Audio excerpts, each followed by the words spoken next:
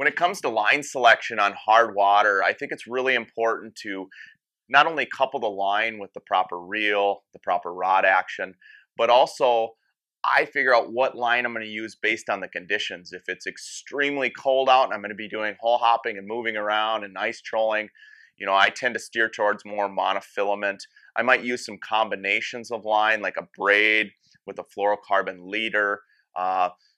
Just kind of mix and match as I go, and I base those a lot, not only coupling it with the right reel and the right rod combo, but also coupling it with the conditions. For example, here's a long stick I like using. It's a 48 to 50 inch rod, heavy action. I really like using this rod, in particular when I'm chasing big walleyes like on Lake Winnipeg or up at Lake of the Woods if I'm going after big lake trout.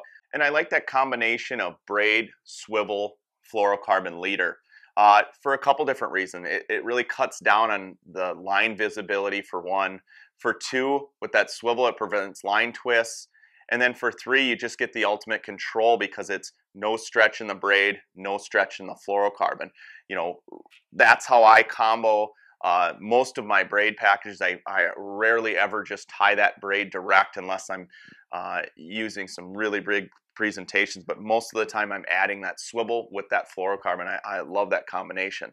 However, if I'm out ice trolling and I'm moving around a lot, you're in extremely cold conditions, things are really icing up, it's really frigid out, I almost always will go to a monofilament type of line presentation or style.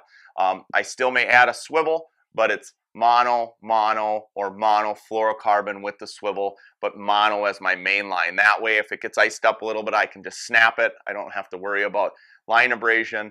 I can kind of stretch it out off the spool. I can run and gun and not have to worry about my spool freezing up because that monofilament was, virtually indestructible when you just strip that ice off of there.